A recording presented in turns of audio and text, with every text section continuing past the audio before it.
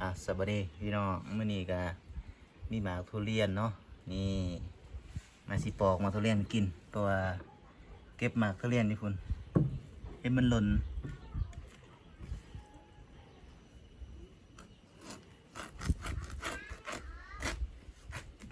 อันเขาซื้อนี่น่าจะเป็นแสนก็ได้นี่จะได้ไหมหวาน หวานที่น่ะเห็นบ่วิธีปอกง่ายๆตัดทางนี้ตัดทางนี้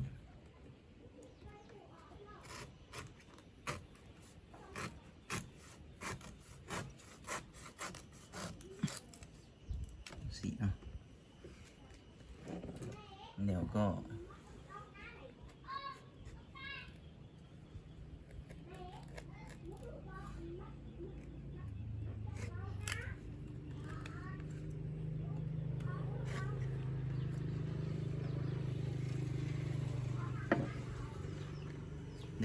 เปิดมาสิเนาะ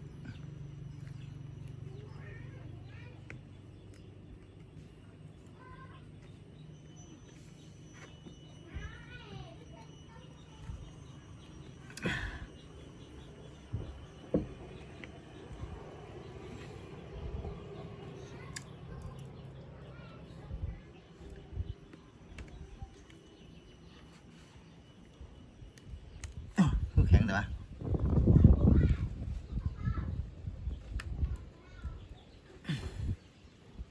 ห้อยจีกโอ้ย โอ้บ่ได้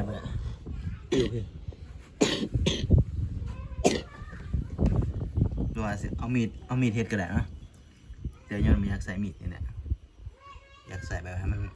เปิดกว่านะเบิ่งกินก่อนตัวนี้เคลื่อนมาทุเรียนมอนทอง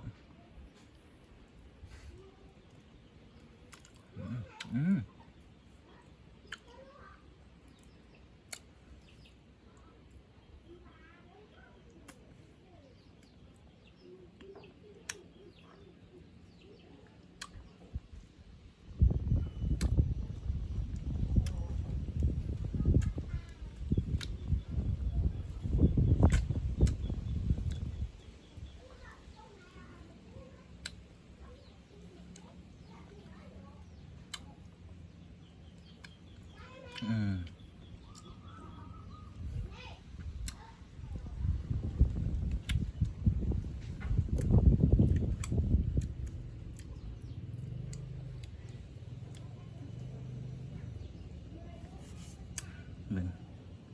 ตัวนี้ตกจ่อยเปื่อนนิดนึงโอ้นี่มันอยากเละๆนิดนึงเลย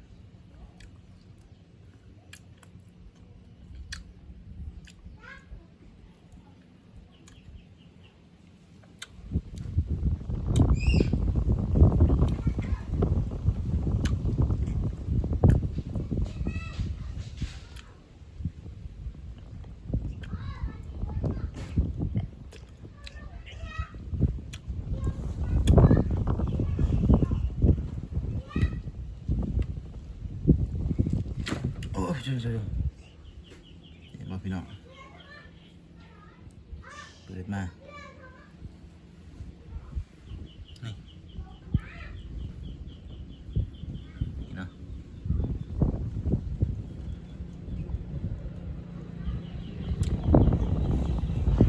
เห็นบ่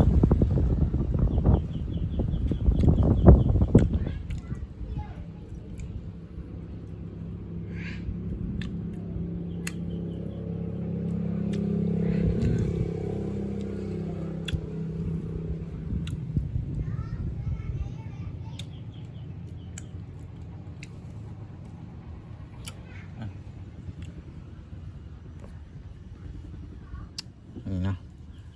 ป๊อกเห็นบ่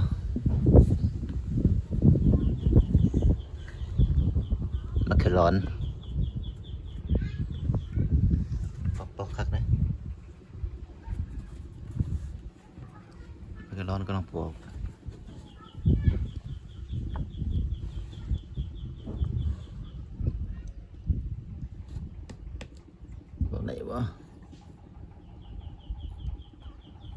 เพื่อนอยาก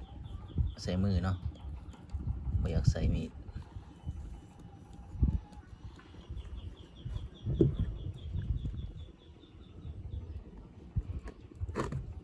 เอามีดก็ได้นี่โอ้อากาศเพื่อนพี่น้องเอามา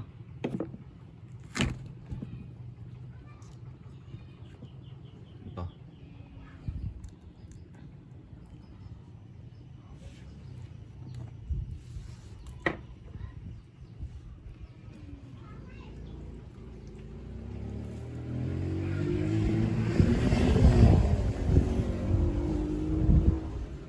อยู่ดูครับมึงแม่ตูนครับนี่แหละคือการได้กินทุเรียนเนาะ